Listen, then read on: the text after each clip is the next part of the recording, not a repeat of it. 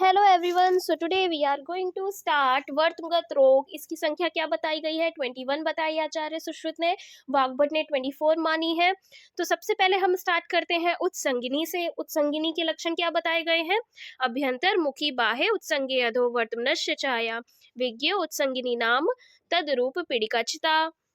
अधो वर्तम के उत्संग में भीतर की ओर जिसका मुख हो किंतु बाहर की ओर उभरी हुई हो, इन्हीं लक्षणों वाली अनेक पीड़िकाओं से घिरी हुई पीड़िका को उत्संगिनी कहते हैं। क्या कहते हैं? उत्संगिनी कहते हैं। क्या बोला है? अभ्यंतर मुखी बाह्य उत्संगे अधो वर्तमनस्य छाया। फिर वाग्भट क्या बोलते हैं? रक्ता रक्तेन पिटिका। क्या बोला है? रक्ता रक्तेन पिटिका। और ये क्या होती है? त्रिदोषज साध्य व्याधि होती है। फिर जो विदेह है वो क्या बोला है उन्होंने? कुकुटांड रस। क्या बोला है? कुकुटांड रस। तो इसमें 3 आचार्य आए। कौन कौन आए? सबसे पहले सुश्रुत क्या बोला है? अभ्यंतर मुखी बाह्य उत्संगे अधो वर्तमनस्य चा। ठीक है। देन वाग्भट क्या बोलते हैं? रक्ता रक्तेन पिटिका। देन विदेह क्या बोलते हैं? कुकुटांड रस। फिर ये त्रिदोष साध्य व्याधि है और इसमें क्या कराते हैं हम? लेखन कर्म कराते हैं। क्या कराते हैं? लेखन साध्य व्याधि है ये। फिर इसके बाद इसकी चिकित्सा देखते हैं। क्या बोला गया है? लेखन विधि। इसमें क्या बताई है? लेखन विधि बताई है। तो लेखन विधि हमें कैसे करनी है? सबसे पहले ये जो लेख्य रोग बताए गए हैं 9, उनमें सब में जो विधि है वो एक तरह से ही करते हैं। क्या करते हैं? सबसे पहले स्नेहन कराते हैं, फिर उसके बाद वमन कराते हैं, उसके पश्चात विरेचन कराते हैं। विरेचन करने के पश्चात निवात स्थान पर उसको उत्तान लिटा देते हैं। क्या करते हैं? उत्तान लिटा देते हैं। देन उसके बाद क्या करते हैं? वाम हाथ के अंगुष्ठ और अंगुली से, क्या है? वाम हाथ के अंगुष्ठ और अंगुली से वर्तम को उल्टा करके सुखोष्ण जल से भिगोते हैं। देन वस्त्र से वर्तम का स्वेदन करें। तो हम पहले इतना याद करते हैं। क्या बोला है? सबसे पहले स्नेहन कराना है, वमन कराना है, विरेचन कराना है। देन उसके बाद क्या बोला है? निवात स्थान पर उत्तान लिटा दें। फिर जो वाम हाथ के अंगुष्ठ और अंगुली है, वाम हाथ के अंगुष्ठ और अंगुली से वर्त को उल्टा करके सुखोष्ण जल से भिगोएं। फिर उसके बाद वस्त्र से वहां पे क्या करें? स्वेदन करें।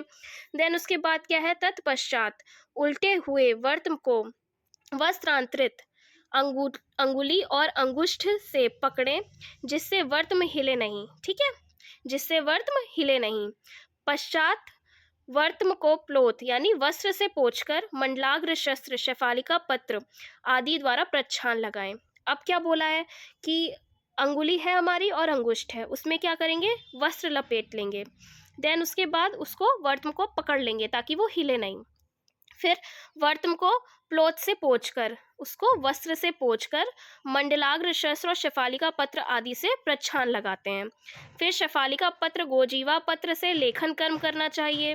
फिर लेखन द्वारा श्रुत होने वाले रक्त के स्थिर होने पर स्वेदन करके मनशिला, कासीस, सौंठ यानी शुंठी, मरिच, पिपली, रसांजन, सैंधव लवण, इनमें शहद मिलाकर यानी मधु मिलाकर प्रतिसारण करें।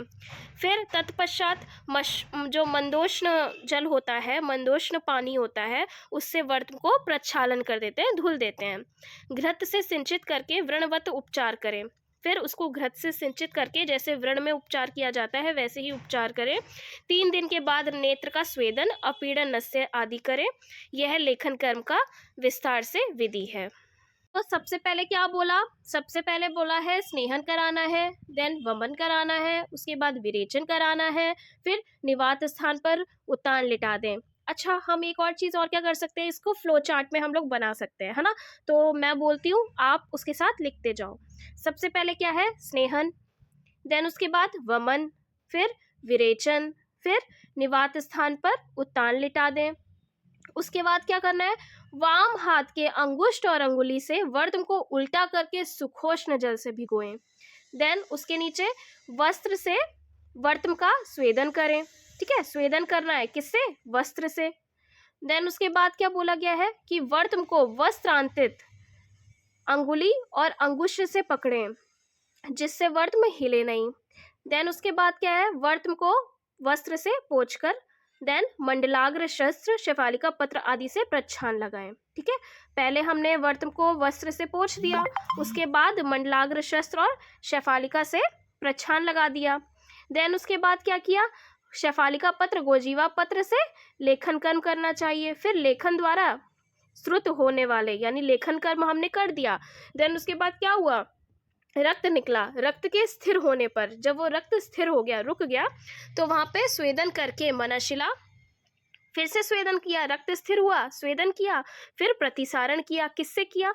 मनशिला, कासीस, सौठ यानी शुंठी, मरिच, पिपली, फिर रसांजन, सैंधव लवण, और इनमें क्या किया? शहद को मिला लिया, मधु मिलाकर प्रतिसारण कर दिया। देन प्रतिसारण करने के बाद क्या किया? गुनगुना जल, है ना, मंदोष्ण जल, मंदोष्ण पानी लिया, उससे क्या किया? वर्त्म का प्रक्षालन कर दिया, धुल दिया।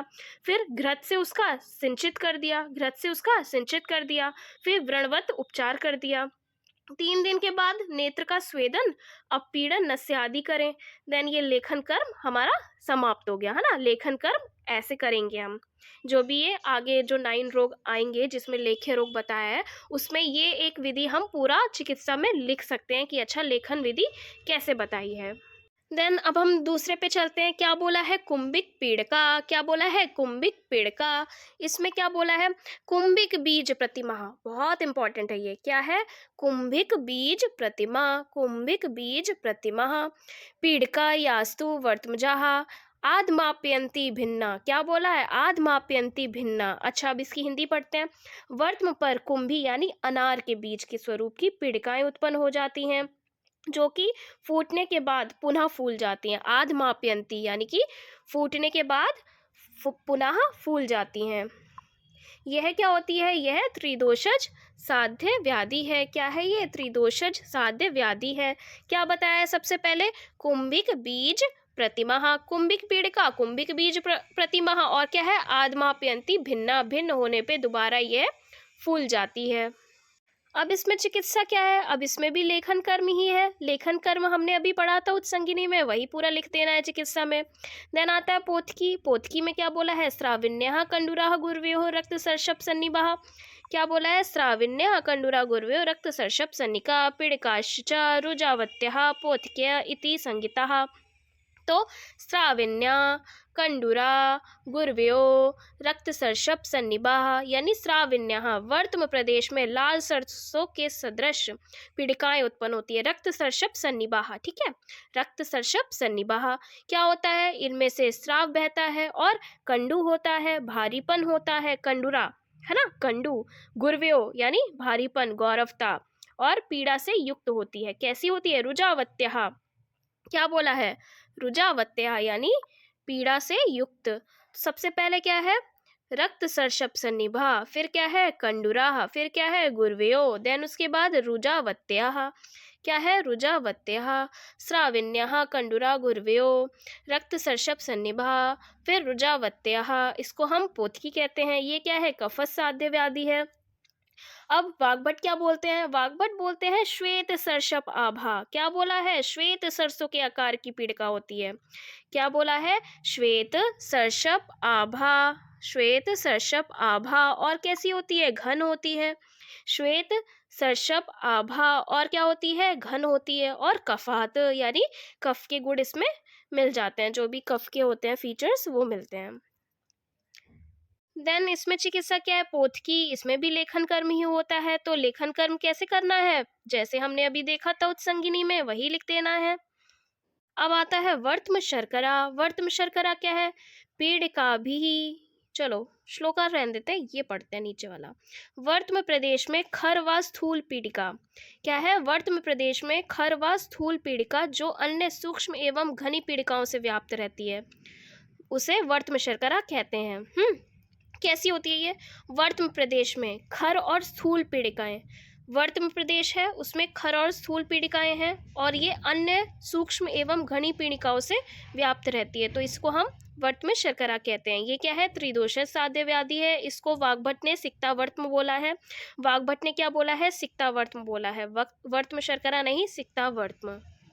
देन चिकित्सा, इसमें भी लेखन कर्मी कराते हैं, उत्संगिनी के जैसा हम करा देंगे, ठीक है। याद है क्या क्या था? फ्लो चार्ट में आ जाएगा, वो आराम से इजीली याद हो जाएगा। देन अर्शोवर्तम। अर्शोवर्तम क्या है? एरवारु बीज प्रतिमा। क्या है? एरवारु बीज प्रतिमा। पीड़िका, मंद वेदना, सूक्ष्म, खरश्चा। क्या बोला है? वर्तम प्रदेश में ककड़ी के बीज के सदृश मंद वेदना युक्त सूक्ष्म तथा खर पीड़िका उत्पन्न होती है। ककड़ी, एरवारु बीज, क्या है? ककड़ी, एरवारु बीज। क्या बोला है? एरवारु बीज प्रतिमः मंदवेदनः सूक्ष्मः, मंदवेदनः सूक्ष्मः खरश्च च। अर्शोवर्त में क्या है? एरवारु बीज प्रतिमः, फिर मंदवेदना सूक्ष्मः खरश्च च, सूक्ष्मः खरश्च च। अच्छा तो बताओ, कुंभिक बीज प्रतिमा किसमें था? एरवारु बीज प्रतिमः किसमें है? देन रक्ता रक्तेन पिटिका किसमें आया है? ये क्या है? ये भी त्रिदोषज शाद्य व्याधि है और इसमें चिकित्सा छेदन कर्म कराते हैं। तो आज के लिए हम इतना ही रखते हैं, बाकी हम नेक्स्ट वीडियो में देखते हैं कि आगे क्या क्या और पॉइंट्स आते हैं। Okay, thank you.